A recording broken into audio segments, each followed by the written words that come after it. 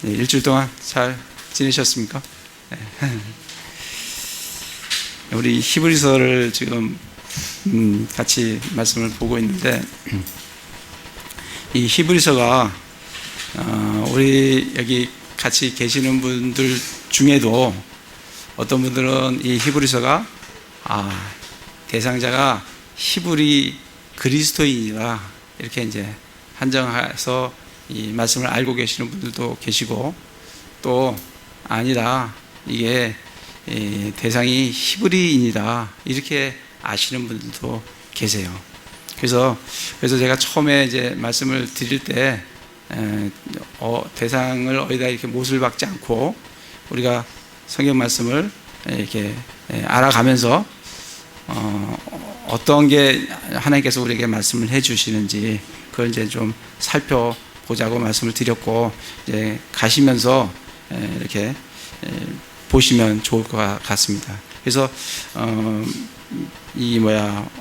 어떤 분은 이제 이 히브리 그리스도인이다라고 생각하시는 분은 또 이제 그렇지 않은 부분들을 이제 말씀을 드릴 때 이제 마음에 좀 이렇게 충돌이 일어날 부분들도 있을 수도 있어요. 그렇지만 이제 마음을 열어놓고 그다음 귀를 열고 하나님께서 어떻게 말씀하신지 잘 듣고 그게 성경에서 우리에게 어떻게 말씀하시는지 그걸 잘 보시면서 우리가 나중에 전체적인 결론을 내리면 참 좋겠다라고 생각이 듭니다.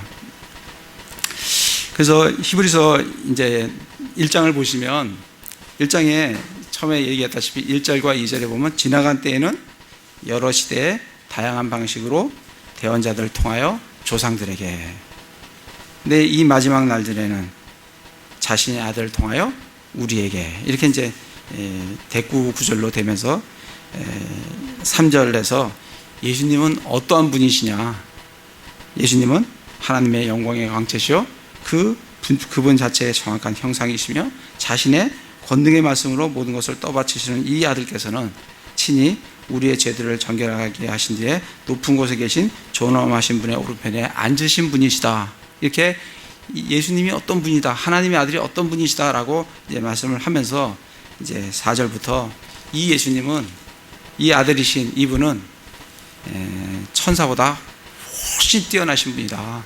천사는 섬기는 영이지만 이분은 하나님의 아들로서 하나님이다라는 경배받으실 분이시다. 그렇게 이제 1장을 마무리를 지으면서 2장 1절에 그러므로 이렇게 나와요. 이 그러므로는 항상 이 그러므로를 굉장히 잘 보셔야 됩니다. 그러므로는 뭐냐면 1장에서 결론을 이렇게 1장을 딱 설명을 하고 결론을 내리는 거예요. 그러므로 이제 결론이 나오는 겁니다. 1장의 결론이 2장 1절부터 4절이에요. 결론이 뭐냐면, 그러므로 우리는 마땅히 우리가 지금까지 들은 것들에 대해 더 열심히 주의를 기울여야 하리니, 너희들 1장 말씀 들었지 않냐, 이 1장 말씀이 빠져나가지 않도록 우리가 더욱 주의를 기울여야 한다, 이렇게 지금 말씀을 하고 있어요. 그러면서 2절하고 3절을 우리에게 주시는데, 2절의 얘기는 천사들을 통해 하신 말씀이 확고하였고, 이거는 천사들을 통해서 제정하신 율법을 얘기를 해요. 확고하였고 모든 범법과 불순종의 정당한 보응의 대가를 받았거늘. 이 2절 말씀이 천사들을 통해서 제정된 그 율법을 불순종하고 그걸 믿지 않아서 순종을 안 한 것에 대한 대가, 오늘 읽었던 말씀에서 광야에서 40년 동안 그들이 대가를 치렀지 않습니까? 믿지 않음으로 말미암아 대가를 치렀다. 그 말씀을 지금 2절에서 하시는 거예요.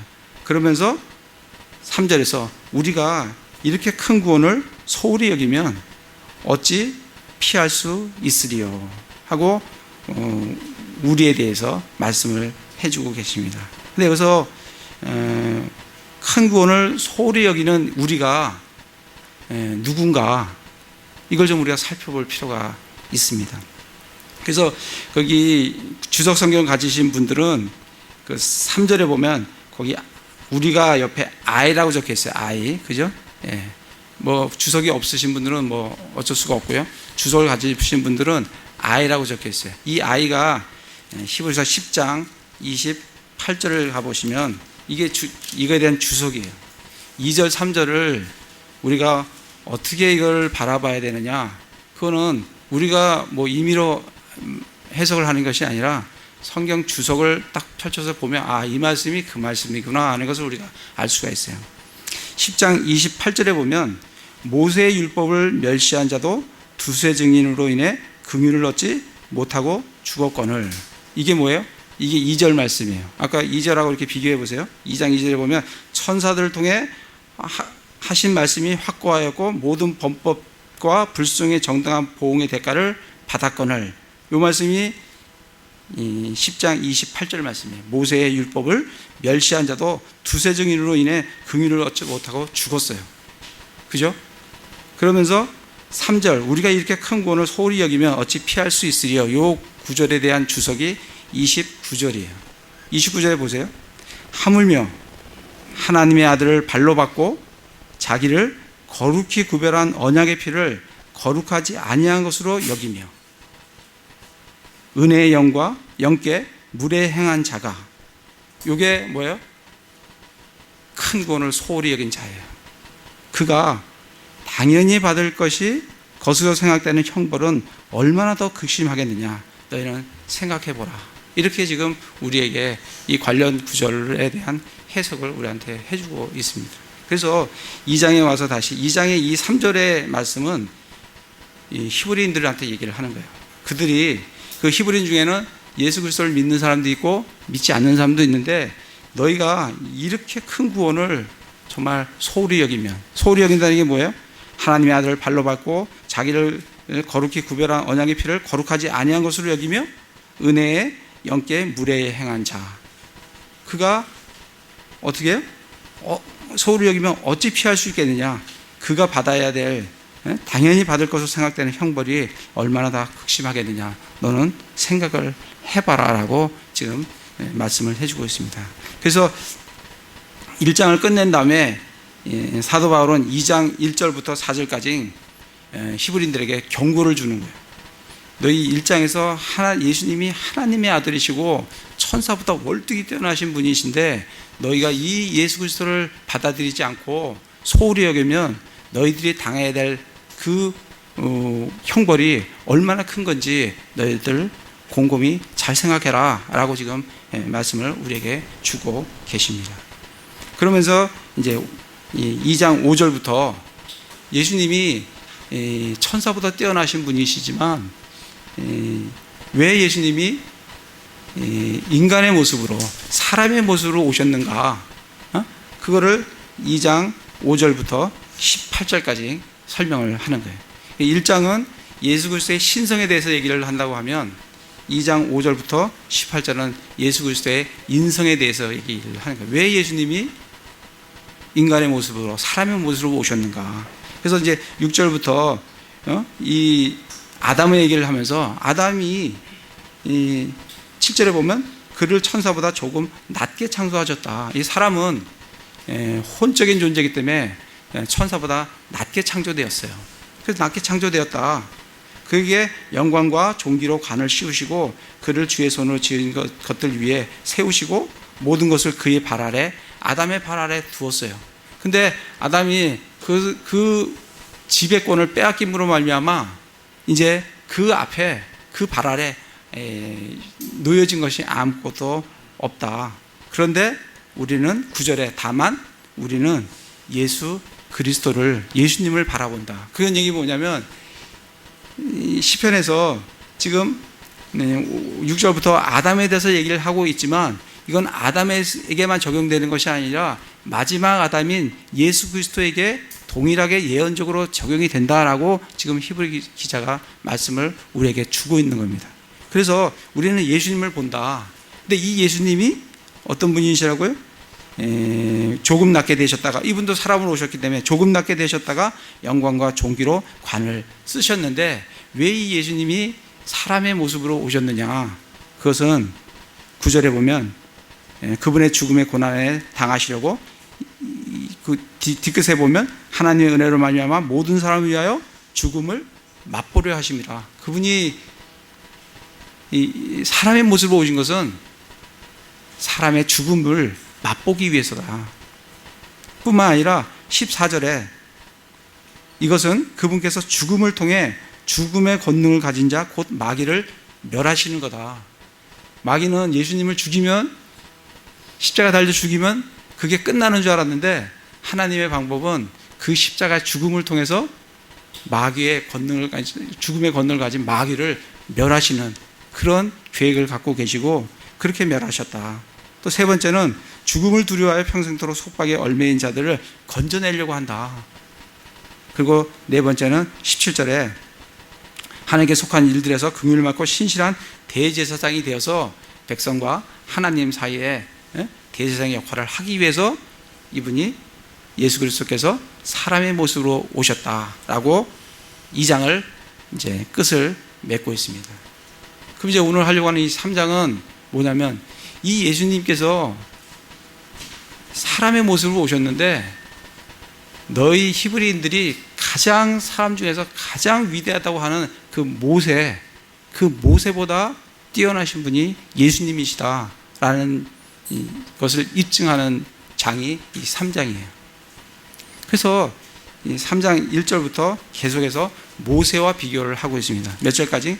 6절까지 그렇게 비교를 하면서 7절부터 19절까지는 다시 한번 경고를 주는 거예요. 2장을 얘기하면서, 2장, 3장을 얘기하면서 히브리인들에게 또 경고를 주는 거예요. 1장에서 경고를 줬잖아요. 1장에서 경고를 줬어요. 너희들 이 큰 구원을 소홀히 여기면 너희 어떻게 되는지 곰곰이 잘 생각해라. 그리고 7절부터 19절까지는 무슨 경고냐면, 그때 광야에서 믿지 않으로 말미암아 하나님의 안식에, 가나안 안식에 들어가지 못한 그 사람들 너희들 기억하지. 그들이 그렇게 믿지 않음으로 말미암아 들어가지 못했던, 믿지 않으로 들어가지 못했던 그거와 같이 너희 오늘 이 은혜의 시대 때 너희 히브리인들 예수 그리스도를 받아들이지 않으면 너희도 동일한 그러한 형벌을, 그러한 것을 받을 수밖에 없다.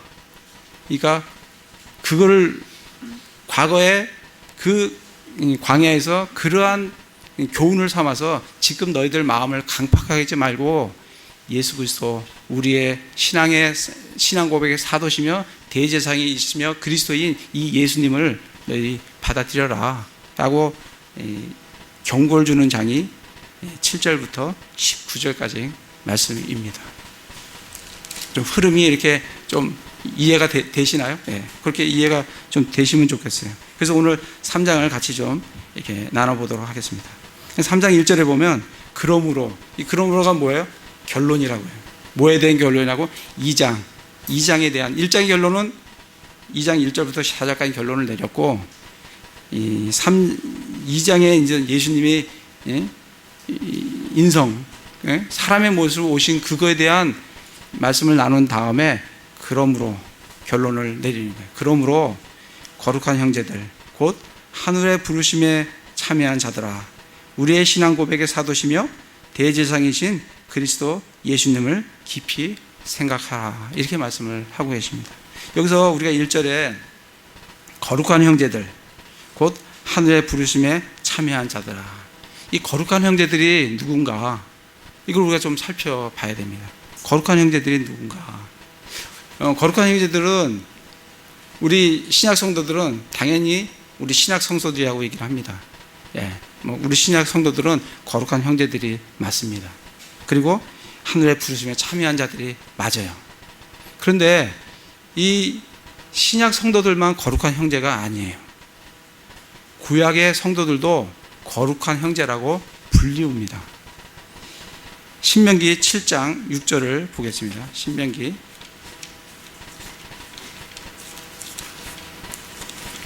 7장 6절에 보시면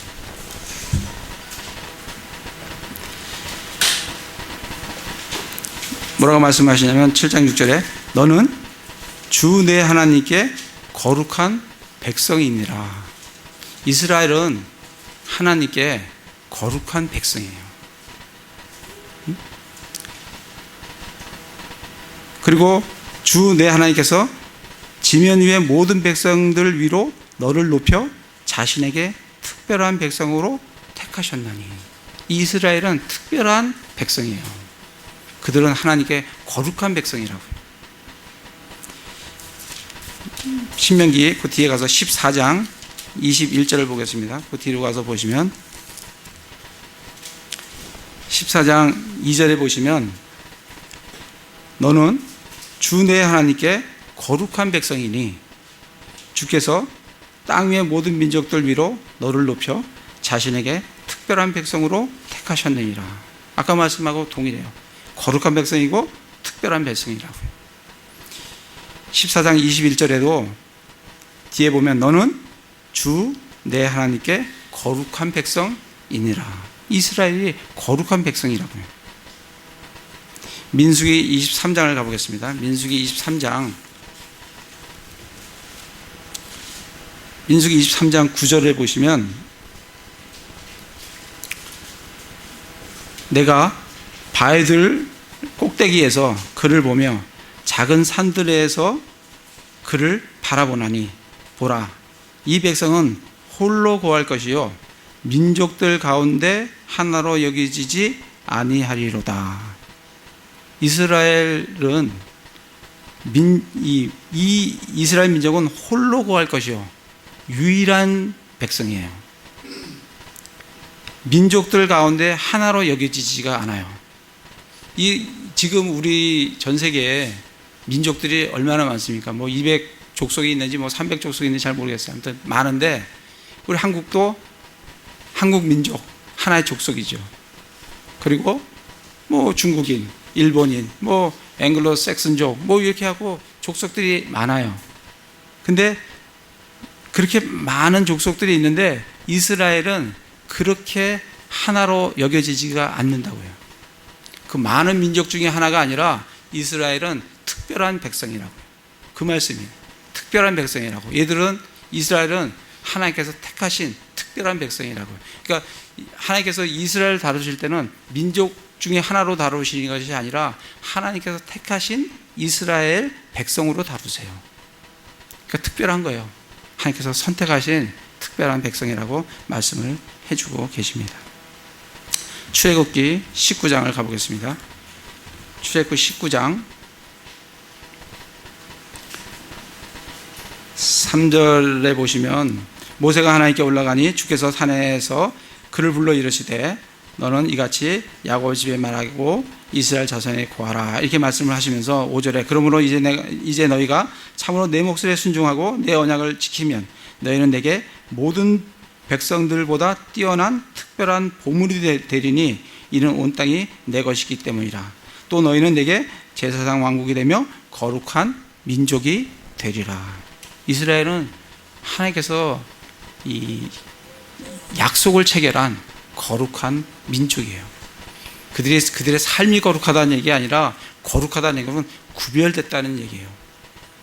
그래서 이스라엘은 하나님 앞에 거룩한 백성이고 거룩한 민족입니다. 그래서 다시 히브리서에 이렇게 오시면 그러므로 거룩한 형제들, 그래 거룩한 백성은 알겠는데 형제라고 하니까 이거는 신약 성도들 얘기하는 거 아니냐 그렇게 이제 우리가 볼 수가 있어요.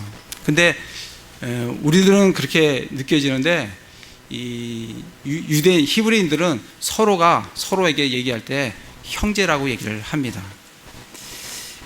제가 나눠드린 그 프린트에 13번에 보면 형제들아는 누구를 말하느냐라는 부분이 있어요. 사도행전 1장 16절을 보겠습니다. 이스라엘 민족이 서로가 서로를 어떻게 부르는지 그걸 알아야 우리는 히브리서에서 무슨 단어를 써서 이렇게 얘기를 했구나 하는 것을 우리가 알 수가 있어요. 1장 16절에 보면 베드로가 사람들아 형제들아 하면서 이제 마띠아를 뽑는 거예요. 이거는 믿는 사람들에게 이렇게 얘기해요. 믿는 히브리인들에게 사람들아 형제들아 이렇게 부릅니다. 그죠? 넘어가서 2장 29절을 보겠습니다. 2장 29절을 보기 전에 2장 22절에 보면 너희 이스라엘 사람들아 이 말을 들으라 하면서 베드로가 선포를 하면서 29절에 보면 사람들아 형제들아 그렇게 얘기를 해요. 그러면서 이들이 누구냐면 36절에 보면 그런즉 이스라엘 온 집은 확실히 알지니 너희가 십자가에 못 박은 그 동일한 예수님을 하나님께서 주와 그리스도로 삼으셨느니라.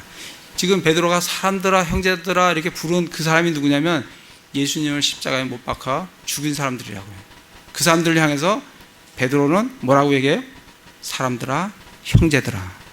그 왜 형제들아 얘기하냐면 그들은 우리가 예수 그리스도를 믿은 믿음의 형제라고 의미가 아니라 그들은 동족으로서의 형제예요.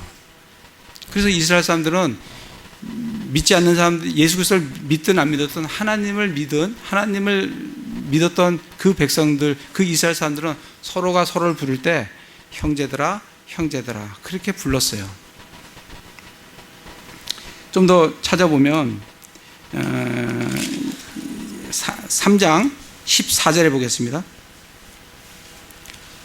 계속 베드로가 얘기를 합니다. 너희가 거룩하신 분, 곧 의로우신 분을 부인하고 살인자를 너희에게 달라고 구하여 생명의 통치자를 죽였도다. 이 죽인 사람들한테 얘기를 하는 거예요. 너희가 죽였다 예수님을. 그러면서 17절에 이제 형제들아. 죽인 사람들에게 대해서 사도 바울이 뭐라고 해요? 사도 베드로가 뭐라 하냐면 형제들아 이렇게 얘기를 하는 거예요. 왜? 히브리 동족이기 때문에 그래요. 그래서 너희의 치리자들과 마찬가지로 너희도 알지 못하여 그리한 줄 내가 안다. 너희가 알지 못하고 예수님 죽인 거 내가 안다. 그렇게 얘기를 하는 거예요. 예수 그리스도를 죽인 이 히브리 민족에게 베드로가 뭐라고 얘기해요? 형제들아 이렇게 얘기를 합니다. 한 구절 더 보겠습니다. 7장에 가서 보시면 사도행전 7장입니다. 이거는 스데반이 돌로 맞아 죽는 그런 스데반의 설교예요. 근데 이 스데반의 설교가 어떻게 시작하는지 잘 보시기 바랍니다. 2장 2절에 보면 그가 이르되 사람들아 형제들아 아버지들아 귀를 기울이라. 믿지 않는 자기를 돌로 쳐 죽이는 사람들을 향해서 스데반이 뭐라고 해요? 형제들아 아버지들아 귀를 기울이라. 이렇게 형제라는 단어를 우리가 쓰는 걸 볼 수가 있습니다. 저기 23장을 가보겠습니다. 23장에 보면 22장도 마찬가지고 22장 1절에도 보면 사도 바울이 자기를 변호할 때 믿지 않는 유대인들에게 뭐라고 얘기하는지 보시기 바랍니다. 22장 1절에 보면 사람들아 형제들아 아버지들아. 23장에도 보면 대제사장 아나니아가 1절에 보면 바울의 공회를 진지하게 바라보며 이르되 사람들아 형제들아. 이게 누구냐면 대제사장 앞에서 지금 변호하는 거예요. 그래서 2절에 보면 대제사장 아나니아가 그의 곁에 서 있는 자들에게 그의 입을 치라고 명령을 해요. 그에 대해서 그 대제사장 자기를 지금 치려고 자기를 이제 집어넣으려고 하는 그 사람들에 대해서 믿지 않는 이 히브리인에 대해서 사도 바울이 뭐라고 얘기해요? 형제들아 사람들아 이렇게. 그래서 그들에게는 이 형제라는 단어가 우리가 그리스도인이 예수 그리스도 안에서 형제가 된 그 이상으로 그들도 서로 동족 간에 형제들아 형제들하고 부른 것을 우리가 성경 곳곳에서 지금 확인을 할 수가 있습니다. 다시 히브리서로 와서 그래서 이 3장 1절에 거룩한 형제들, 이 거룩한 형제들이 신약의 그리스도의 성도들만, 그리스도를 믿는 성도들만 거룩한 형제라고 불리는 것이 아니라 구약의 이스라엘 백성이 거룩한 백성이요 그들이 서로가 형제라고 불려졌다는 거예요. 그래서 1절을 이렇게 읽으면 우리 신약 성도들은 이거 우리한테 얘기하는 거구나 그렇게 알아들어요. 근데 히브리인들도 이거 우리한테 얘기하는구나 그들도 그렇게 알아먹습니다.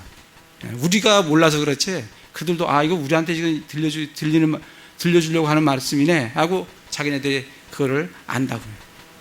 그래서 거룩한 형제들 곧 하늘의 부르심을 참여한 자들아. 아브라함은 하나님의 부르심을 받고 그리고 믿음으로 갈대아 우르를 떠나서 가나안 땅으로 갔어요. 하나님께서 모세를 부르셨어요. 이스라엘 백성들은 모세를 따라서 하늘의 부르심을 받아 이집트에서 출애굽을 해서 광야로 나왔습니다. 그들은 하나님의 부르심을 받은 자들이에요.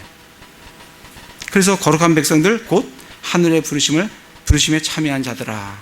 그래서 이거는 신약 성도도 되고 구약의 이스라엘 히브리인들도 된다는 것을 잘 아시고 계속 우리가 한번 말씀을 보시면 좋을 것 같아요.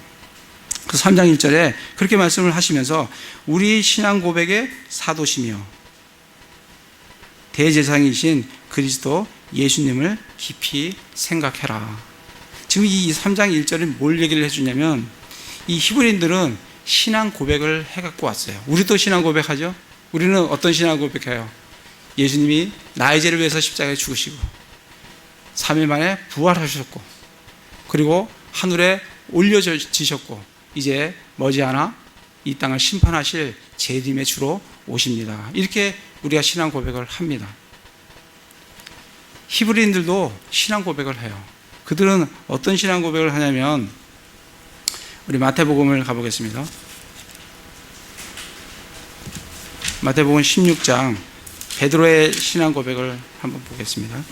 이 베드로의 신앙 고백은 우리의 신앙 고백이기도 하고 구약 성도들의 예수 그리스도를 믿는 그리고 믿지 않더라도 그들이 하는 신앙 고백의 기초를 가지고 있어요. 마태복음 16장 15절에 보면 그분께서 그들에게 이르시되 그러나 너희는 나를 누구라고 하느냐 하시니 시몬 베드로가 대답하여 이르되 주는 그리스도시요 살아계신 하나님의 아들이시니이다. 이건 우리 신약 성도들도 하는 신앙 고백이고 이 구약의 이 하나님을 믿는 사람들도 무슨 고백을 하냐면 하나님께서 그들에게 내가 너희를 구원할 메시아를 보내주겠다, 그리스도를 보내주겠다라고 말씀을 하셨어요. 그래서 그들은 우리에게 메시아를 보내주실 그리스도를 간절히 지금 오시기를 소망하고 있어요. 지금도 그들은 아직도 예수 그리스도를 그리스도로 생각하지 않고 아직도 기다리고 있어요. 그 메시아를 아직도 기다리고 있다고요.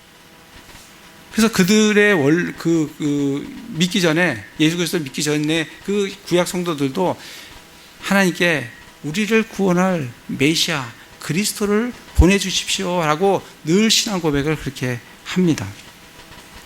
이사야 9장을 가보겠습니다. 이사야 9장에 보시면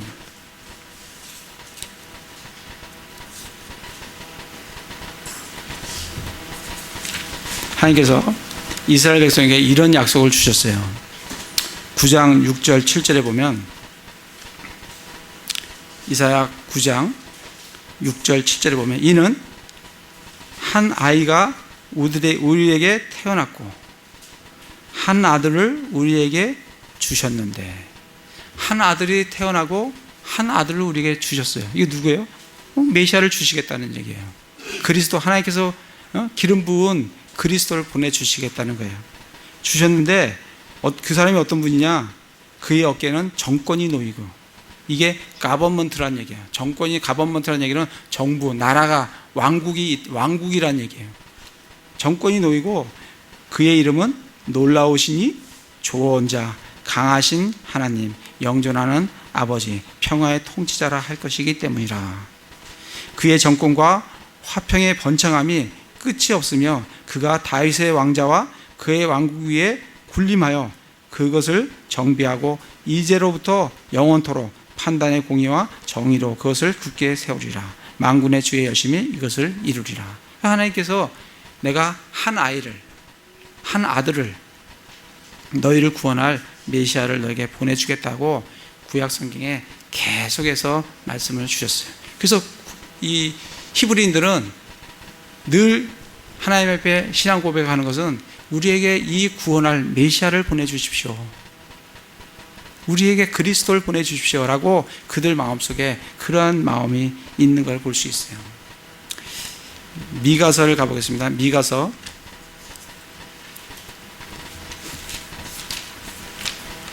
5장 2절 뒤에 이제 호세아 요엘, 아모스, 오바다, 요나, 미가, 이렇게 미가가 나오죠. 미가 5장 2절에 보면, 그러나 너 베들레헴 에브라다야, 내가 유다의 수천 가운데서 작을지라도 이스라엘에서 치리자가 될 자가 내게로 나오리라. 그의 나아감은 옛적부터 있었으며 영원부터 있었느니라. 그 치리자, 이스라엘에서 나오는 그 치리자, 그 메시아가, 이걸 왜 메시아라고 보냐면 옛적부터 있었으며 영원부터 있기 때문에 하나님이시라는 거예요. 그분이 어디에서 나온다고요? 베들레헴 에브라다에서. 그가 이스라엘을 치리할 그런 메시아, 그리스도라고 우리에게 말씀을 해주고 있습니다. 그래서 이스라엘 사람들은 이 그리스도를 기다리고 있어요. 그리고 신명기 말씀 아시죠? 신명기 18장 15에서 18절에 보면 모세가 너희 중에 나와 같은 대언자를 하나님께서 보내주실 거다. 그렇게 말씀을 하는 부분들 우리가 많이 읽었을 거예요. 그 대언자, 그 그리스도, 그 메시아를 이스라엘 사람들은 기다리고 있다고요. 그래서 세례 요한이 왔을 때 누가복음 3장 가보겠습니다. 누가복음 3장 15절에 보시면, 세례 요한이 왔을 때 그들이 이렇게 생각했어요. 3장 15절에 백성이 기대하고 있었으므로 모든 사람이 마음속으로 요한에 대해 그가 그리스도인지 아닌지 곰곰이 생각하며, 이 요한이, 침례 요한이 와서 진짜 이 엘리야로서의 그런 어떤 모습들을 보이면서 하니까 이스라엘 사람들이 이게 그리스도인가? 이게 이제 곰곰이 헷갈리는 거예요. 곰곰이 생각한 거예요. 50대도 됐는데 이 침례 요한이 그리스도인가? 지금 그렇게 지금 생각을 하고 있는 겁니다. 마가복음 14장을 가겠습니다. 마가복음 14장. 그래서 예수님께서 산헤드린 공회에서 재판을 받을 때 이 대제사장이 질문을 해요. 61절에 보면, 그분께서 잠잠하시고 아무것도 대답하지 아니하시거늘 대제사장이 다시 그분께 물으며 그분께 이르되, 내가 찬송받으실 이의 아들 그리스도냐? 이 이스라엘 사람들은 이게 가장 중요해요. 네가 구약에 예언된, 구약에 하나님께서 보내주시겠다고 하신 그 아들, 그 아이, 그 대언자, 그 그리스도, 그게 너 맞느냐? 하고 대제사장도 그게 가장 궁금해요. 그래서 질문하는 거예요. 네가 그거 맞느냐? 그러니까 62절에 예수님께서 이르시되 내가 그니라. 내가 그다 하는 거예요. 그렇게 이제 말씀을 하십니다. 요한복음을 가보겠습니다. 요한복음 1장에 보시면 침례자 요한에 대해서 1장 19절에 유대인들이 예루살렘에서 제사장들과 레위 사람들을 그에게 보내어 내가 누구냐 하고 물을 때 그의 증언이 이러하니라. 그가 시인하고 부인하지 아니하며 시인하여 나는 그리스도가 아니다. 21절에 그러면 무엇이냐? 엘리야냐? 그가 이르되 나는 아니라. 또 묻되 그러면 내가 그 대언자냐? 그 모세가 얘기했던 그 대언자냐? 아니다. 그러니까 25절에 그들이 또 그에게 물으며 그에게 이르되 그러면 내가 그 그리스도도 아니요. 그 그리스도입니다. 구약에 예언된 그 그리스도도 아니며 엘리야도 아니며 모세가 말한 그 대언자도 아니진데 어찌하여 침례를 주느냐.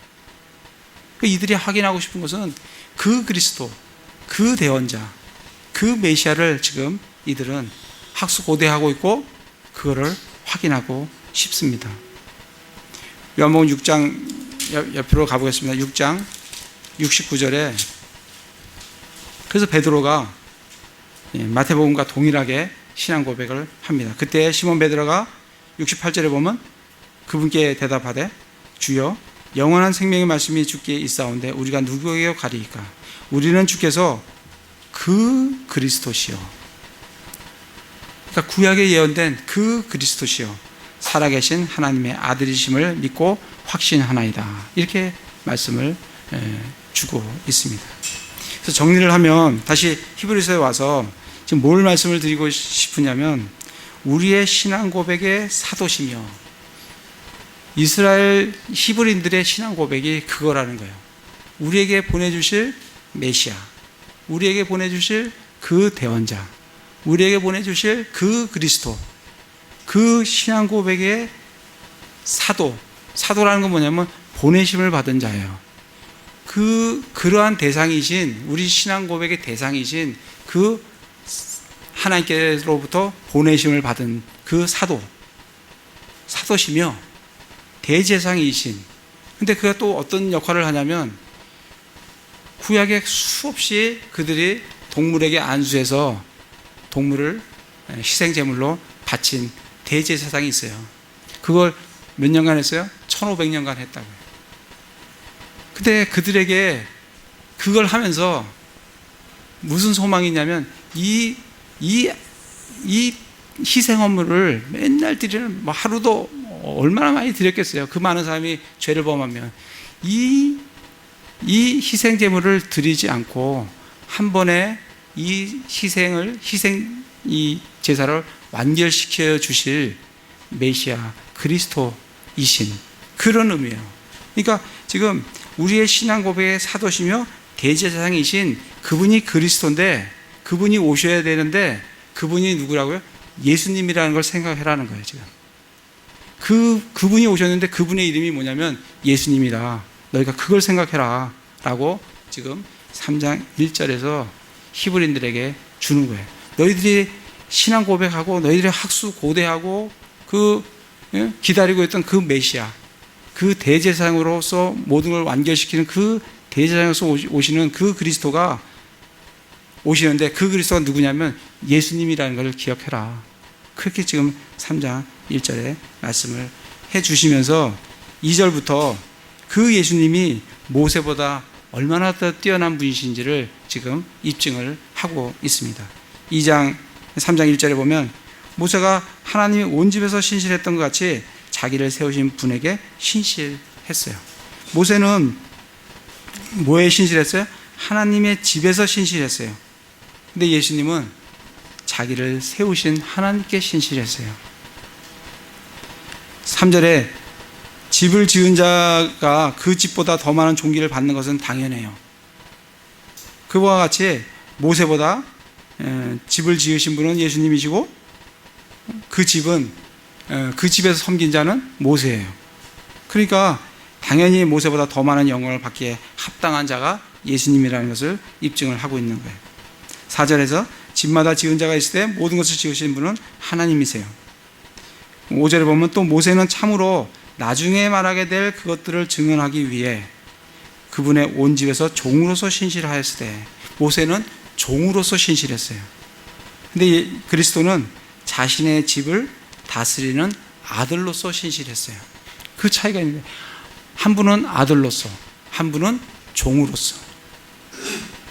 5절에 또 모세는 참으로 나중에 말하게 될 그것들을 증언하기 위해. 이게 무슨 말이냐면 모세는 이미 그 예수님 오시기 전 BC 1400년도이죠. 그때 모세가 누굴 증언했냐면 예수 그리스도에 대해서 증언을 했다고요. 그래서 예수님께서 너희가 모세를 알았다면 나를 알았으리니 그가 나에 대해서 증언하였느니라. 그렇게 말씀을 하셨어요. 그러니까 지금 5절 말씀이 뭐냐면 모세가 참으로 나중에 증언될 거, 나중에 이 말하게 될 그것들 증언하기 위해서, 그러니까 1400년, 500년 후, 1450년 후에 예수님이 오실 것을, 그 그리스도 오실 것을 증언하기 위해서 그가 온 집에서 종으로 신실했다고요. 그러니까 모세는 이 사역 자체가 누구를 증언하는 거냐면 예수 그리스도를 증언하는 거다라고 지금 5절에 말씀을 해주고 계시는 겁니다. 여기서 이 집이라는 게 뭔지 그걸 우리가 좀 생각을 좀 해볼 필요가 있어요. 그분 2절에 보면 그분께서는 모세가 하나님의 온 집에서 신실했던 것 같이 자기를 세우신 분에게 신실하셨으니, 이 집이라는 것은 성경에 보면 여러 개로 사용이 돼요. 뭐냐면 첫째는 구약시대 때 이들이 가졌던 성막, 성전, 그게 집입니다. 하나님의 집이에요. 또 한 가지는 이스라엘 민족 자체가 집이에요.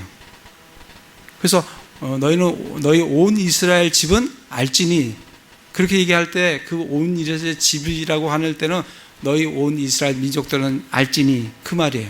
그죠? 그 말씀 많이 읽으셨죠?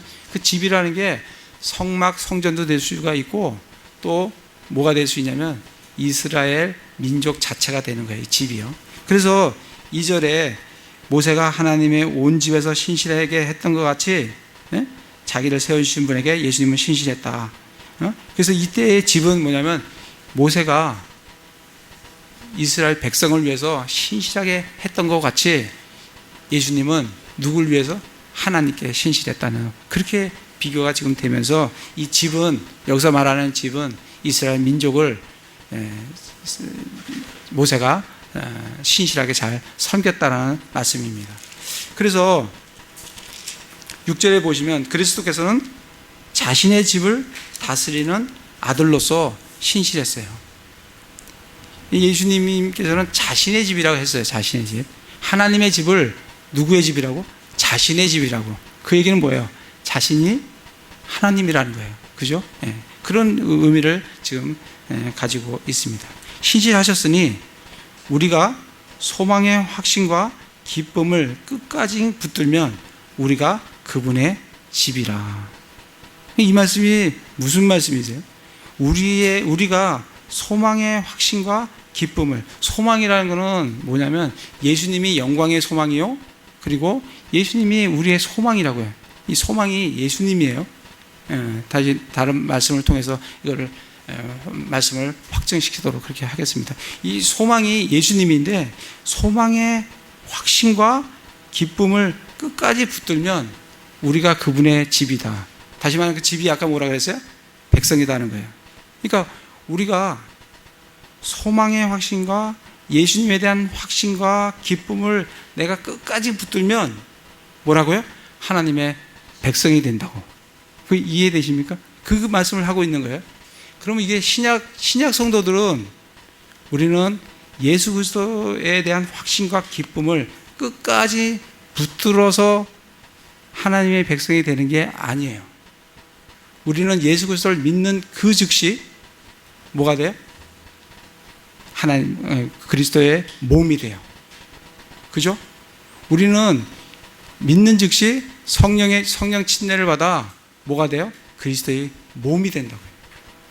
그러면 우리가 소망의 예수님에 대한 확신, 믿음과 기쁨을 내가 끝까지, 우리 성도들이 끝까지 붙들면 우리는 어떻게 되냐면 나중에 하늘의 상급이 놀랍게 우리에게 있어요. 그러면 지금 이 6절에서 얘기하는 우리가 소망의 확신과 기쁨을 끝까지 붙들면 우리가 그분의 집이라고 얘기하는 것은 지금 이 히브리인들이 그들이 예수 그리스도를 믿으면 그들은 바로 교회로 들어옵니다. 그래서 그들은 바로 그리스도의 몸이 돼요. 그렇지만 그가 예수 그리스도를 믿지 않고 환난기로 들어가게 되면 그들은 끝까지 예수 그리스도를 붙들어야 그들은 환난기에서 구원받아요. 그럴 때 그들은 하나님의 그분의 집이 된다고요.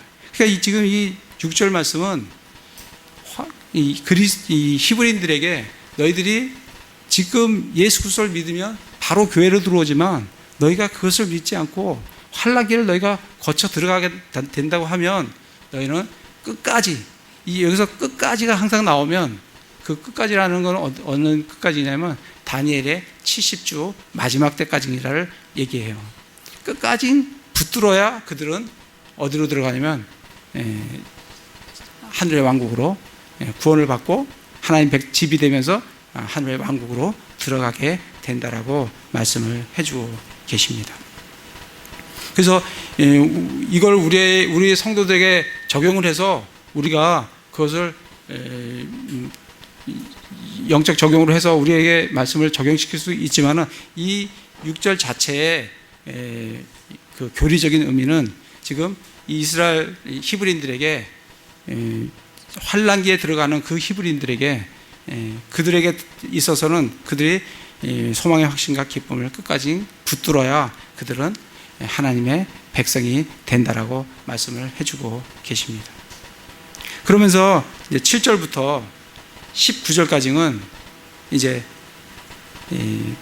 다시 한번 이 히브리인들에게 경고를 주는 거예요. 뭘 예를 들어서 경고를 주냐면 광야 40년에 대한 예를 들면서 경고를 주고 있습니다. 7절에 보면 그러므로 또 이제 결론이에요. 여기까지 얘기를 하고 결론을 내리는 거예요. 성령님께서 이르시기를 오늘 너희가 그분의 음성을 듣거든. 이 오늘이 언젠가? 오늘이 언제죠? 오늘이 4장 7절에 보면 오늘이 언제라는 게 나와요. 히브리서 4장 7절에 보면 또다시 그렇게 오랜 시간이 지난 뒤에 그분께서 다윗의 글에서 오늘이라 말씀하시며 어떤 날을 한정하시나니. 이건 지금 시편 95편에 나오는 말씀이에요. 무슨 말씀이냐면 95편에 다윗이 뭐라고 얘기했냐면 다윗의 글에서 오늘이라 말씀하시며 오늘 너희가 그분의 음성을 듣거든 너희 마음을 강팍하게 하지 말라 하고 말씀하셨다는 거예요. 그러니까 다윗이 왜 그런 말씀을 하냐면 다윗이 얘기를 하면서 너희가 그 광야 시대 때 광야에서 마음이 강팍해갖고 너희가 가나안 안식에 들어가지 못하지 않았느냐. 그와 마찬가지로 오늘이라고 하는 어떤 날을 한정했다는 거예요. 그 오늘이 언제냐면 지금 은혜의 시대, 지금 이 오늘이라는 거예요. 그 히브리인 그때 그 오늘이라는 거예요. 그때 오늘이라고 한정하시면서 그때 너희가 그분의 음성을 듣거든. 이 히브리 사람들은 지금 예수 그리스도의 음성을 지금 듣고 있어요. 그분이 자기들의 신앙 고백의 사도시며 그리고 대제사장이시며 그분이 바로 그리스도라는 그 음성을 듣고 있어요. 그걸 듣는 그때 너희 음성을 듣거든 너희 마음을 강팍하게 하지 말고 그 그리스도를 받아들이라는 그 권면의 말씀으로 지금 예언적으로 시편 95편에 지금 말씀을 해 놓으셨다는 거예요. 그래서 7절에 성령님께서 이르시기를 오늘 너희가 그분의 음성을 듣거든. 이게 오늘이 언제냐면 은혜의 시대의 오늘이라는 거예요. 그래서 지금 히브리인들에게 경고를 주는 게 오늘 너희가 그분의 음성을 듣거든 경노하던 때와 광야에서 시험하던 날에 한 것 같이 너희 마음을 강팍하게 하지 말라는 거예요. 그때 광야 시대 때 그들이 강팍하게 해서 믿지 않음으로 말미암아 광야에서 다 죽었어요. 그렇게 되지 말라는 거예요. 예? 강팍하게 하지 말라. 9절에 그때 너희 조상들이 나를 시험하여 입증하고 40년 동안 내가 행한 일들을 보았느니라. 다 죽었잖아요. 그거 보았지 않느냐. 역사적으로 기록되어 있는 거 너희 지금 히브리인들 다 알고 있지 않냐. 그때와 같이 너희 마음을 강팍하지 말라고요. 지금 예수님이 그리스도라는 것을 너희들한테 선포해 줄 때 너희 마음을 강팍하게 해서 그 예수 그리스도를 부인하지 말라는 거예요. 그러면서 10절에 그러므로 내가 그 세대로 인해 근심하여 이르기를 그들은 항상 마음속으로 잘못하여 내 길들을 알지 못하였다 하였도다. 이에 내가 진노하여 맹세하기를 그들은 내 안식에 들어오지 못하리라 하였도다 하시느니라. 그래서 이스라엘 백성들은 그 안식에, 그 가나안 안식에 못 들어갔다고. 그래서 다 죽었어요.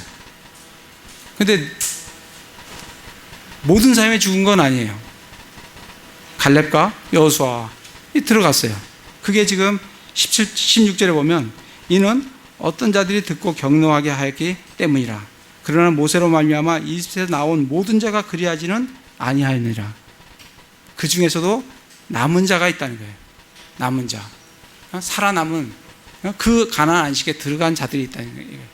그게 누구냐면 갈렙과 여호수아인데 너희도 지금 이 말씀을 듣거든 너희들 예수 그리스도를 그리스도로 부인하지 말고 그 남은 자가 있듯이 그 사도 바울이 얘기했던 그 당시에 이스라엘 너희도 이 구원자 예수 그리스도를 받아들이라고 지금 강하게 지금 말씀을 해주고 있습니다. 그래서 계속 그 말씀을 하신 거예요. 13절에 오직 오늘이라 불리는 때에 서로 날마다 권면하여 너희 중에 아무도 죄의 속임수를 통해 강팍하게 되지 않도록 해라. 그래서 10절에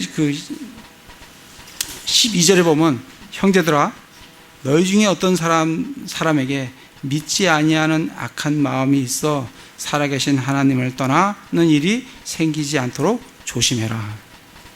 여기서 형제들아를 제가 아까 설명을 드렸는데 이 형제들아가 뭐냐면 우리 그리스도에 있는 형제들아를 얘기하는 게 아니에요. 왜냐하면 형제라고 하면 너희 중에 어떤 사람에게 믿지 아니하는 악한 마음이 있는 사람이 형제가 될 수가 있나요? 그건 될 수가 없어요. 지금 이게 뭘 믿는 거냐면 예수님이 그리스도시냐 아니냐를 믿는 거예요. 그거를 믿지 않는다면 그는 형제가 아니에요. 영적으로 우리 형제가 아닙니다. 왜? 예수 그리스도를 그리스도로 믿지 않기 때문에. 그래서 여기에 형제라는 얘기는 형제들아 너희 중에 어떤 사람이 믿지 아니하는 악한 마음이 있다라고 하면 이 형제는 그리스도를 믿는 그 형제가 아니라는 거예요.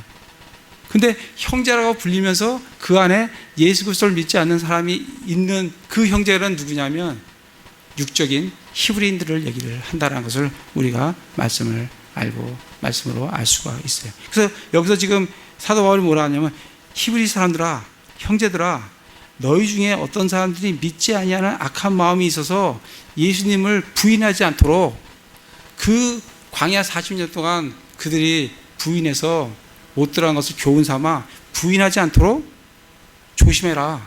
그 얘기를 지금 하고 있는 겁니다. 그래서 15절부터도 다 동일해요. 그런 말씀이에요. 그러면서 18절에 또 그분께서 누구에게 맹세하사 그들이 자신의 안식에 들어오지 못하리라 하셨느냐. 오직 믿지 아니하는 자들이 아니냐. 그러면 우리는 그들이 믿지 아니하여 능히 들어가지 못하였음을 안다. 그들이 능히 들어가지 믿지 않아서 능히 못 들어간 그것을 교훈을 삼아 지금 예수님이 너희의 신앙 고백의 사도시며 대언자라고 오신 그 그리스도가 예수님이라는 것을 부인해서 광야 40년 광야에 못 들어갔던 그런 사람들과 같이 되지 말고 이 예수 그리스도를 그리스도로 받아들이라고 지금 강력하게 경고를 이 히브리인들에게 주고 있습니다. 그래서 이 3장 전체 말씀이 모세보다 뛰어난 예수 그리스도를 입증하면서 그분이 바로 히브리인들의 신앙 고백의 사도시며 대제사장이신 그리스도시다. 그분이 바로 예수님이시다. 그거를 믿고 그 예수님을 받아들여서 구원을 받으라고 히브리인들에게 지금 권면을 해주고 있는 장이 3장 말씀입니다. 이 말씀을 우리에게 적용할 수도 있어요. 이 보면 뭐 적용할 게 많죠. 우리도 신앙 고백을 하죠. 그러면서 그분을 대제사장으로 받아들이고 있습니다. 그리고 예수님을 깊이 우리가 생각을 하죠.